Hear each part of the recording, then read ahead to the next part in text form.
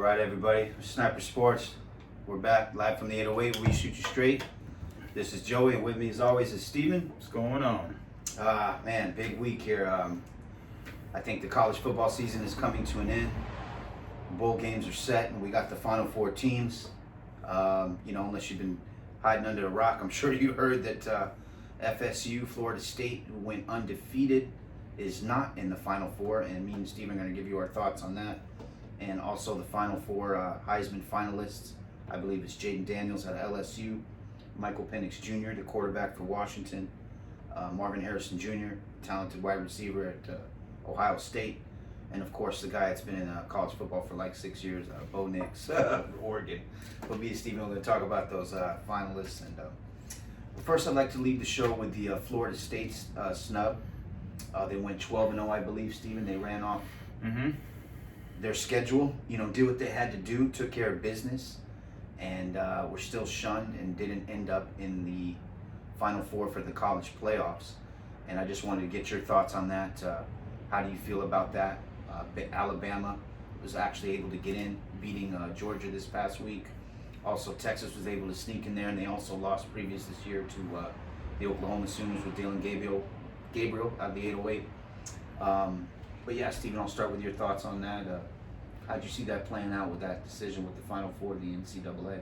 I think we talked about it a couple weeks ago when, we were talking a little bit about the college and who was number one and what was going to happen. Did we really think that they were going to have the four best teams or the four teams who deserved that? In the playoffs, and they got it completely wrong. We knew that Ohio State or Michigan was going to be out, and then we figured that either, Washington was going to be in there, and FSU had to win out. That was my biggest thing with FSU was they had to win out. They didn't, it wasn't about being impressive. They just had to win out. Their starting quarterback, I think even their second quarterback went out, and they were winning with their third string quarterback. So it's disappointing. I think college football was so interesting this year with just with what was going on with the different teams. I felt that the Pac-12, was probably the strongest division out of the Power Five. With the ACC, Big Ten, Big 12, and the SEC. That they were it was just. You didn't know who was going to win and lose, to be honest with you. You know that Caleb Williams was going to do great. I agree. So definitely the strongest division as far as quarterback play. Absolutely. So I think that's the biggest thing that I think for college football, what they lack, or what they're trying to do for this thing. I think they finally found out the SEC is not the big dog anymore. It's not the highest division because you have the NIL money. So people can go top receivers, top quarterbacks, or second best quarterbacks. Don't all have to clamor to the SEC to get division play. They can go to someplace else and be stars and get money for it. And that's the biggest thing that's changed with college football, and it has even the playing field. And you look at SEC, no one really talked about the SEC this year. No one talked about, everyone talked about Georgia because they're undefeated from last year to this year. They were talking about, basically about the Pac-12 or the, Ohio State and Michigan. Both were undefeated up until that last rivalry game.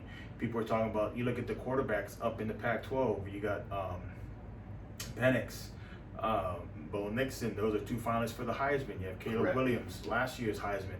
Want to talk DJ, some of these other quarterbacks, there's so much more notable quarterbacks in the Pac-12, Shador, that it was just the SEC was being the lackluster of it, and to have a playoff without any SEC team, that's what they're afraid of. That's the biggest thing. I mean, that's the biggest draw for the TV contracts. They haven't had any SEC team in there.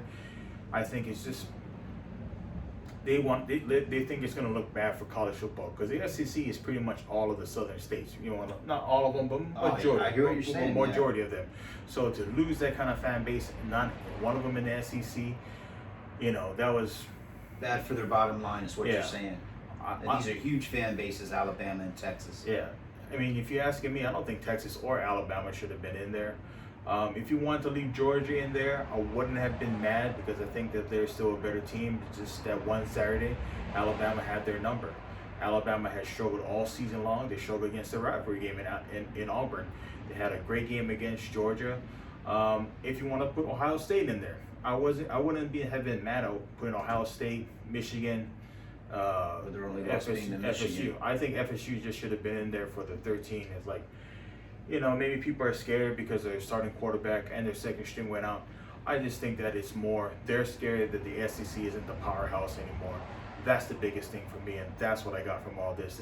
The SEC is not the big dogs anymore. It's not where, if the elite of the elite is, Yes. Here before where Bama and LSU and Florida all talk about it. It's not the big dogs anymore. I think college football has even planed it out, and they kind of messed this up a lot for college football, and I think that's what turns a lot of people off. Well said, Stephen. I feel bad for the players, those people that have been there since June in the program, dedicated. I just feel bad for the kids who earned it. As you said, they were 12-0. They earned it the right way. You're ruining the integrity of the game. You can't just go, as Stephen just mentioned, what's best for the bottom line or the dollar, because the SEC dominates as far as getting fan support and the dollars they, contribute to college football. We get all that.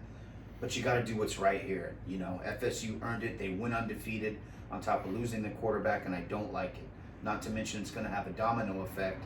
What gets you first gets you last. It's greed, man. I mean, what about the kids that are going to pull out of that program because of stuff like this happens or hit in the transfer portal? Or, as Steven said, I wouldn't have been mad if Georgia had gotten in there because they only lost to Alabama. But FSU definitely belonged to be in there. And I think Washington should be the number one team, not Michigan.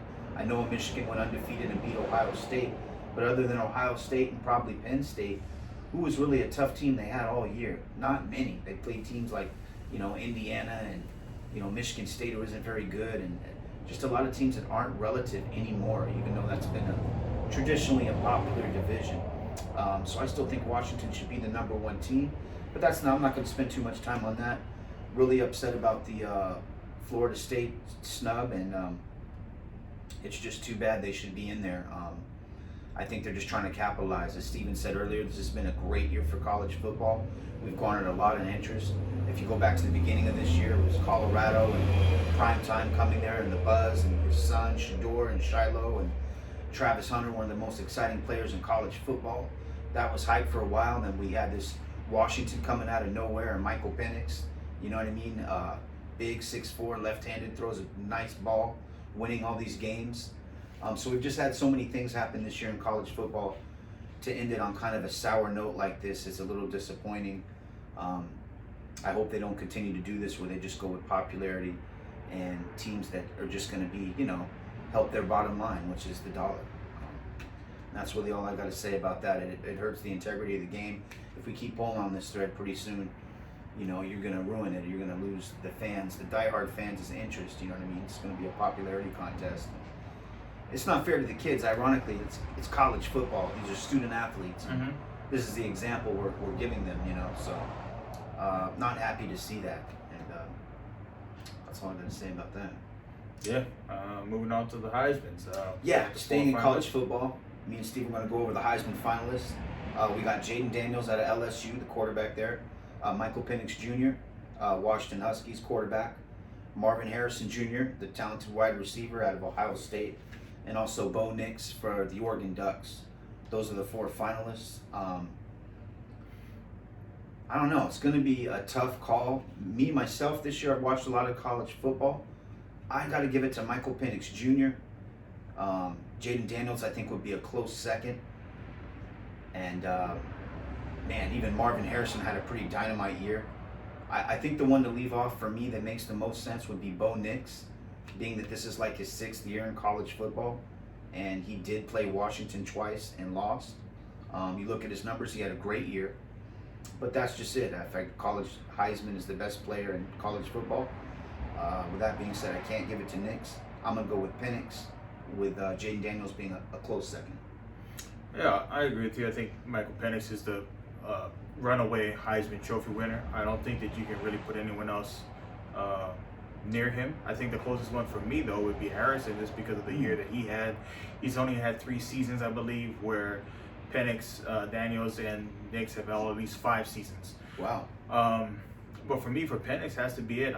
I don't understand why we gave the Heisman to some mediocre players that were like 3 losses before, or it's just, or 2 losses or whatever the case may be. I think Penix showed that he was able to lead his team to an undefeated season, to being the 2nd ranked team in the country right now. Bo Nix, he has 2 losses. Daniels, sorry buddy, I think you had 2 losses on the year. You lost to FSU. So I think those 2 guys are out. I think Harrison's an outstanding player, and like maybe if they beat Michigan, I'd probably maybe would give him the nod just for him only just being his 3rd season, where everyone else had 5. But I'll take Penix. I thought that he had a great year. He's really led the team to some great wins, especially over Oregon, and that's my Heisman. I mean, I'm kind of pulling for Washington in this playoffs as well, so why not give him the Heisman? Yeah, he has done best, and let's keep in mind he's had some big primetime games this year where everybody's watching primetime spots, and he's come through. So that's my Heisman as well. Definitely. But hey, that's all we got for our college section. We appreciate it, people. Hey, leave us a comment. Let us know what you think. Who do you pick for the Heisman, and what do you think about that Final Four for the college playoff? Definitely. I'm gonna get you with the NFL soon. Hit you with the NFL, Sniper Sports. Excuse me.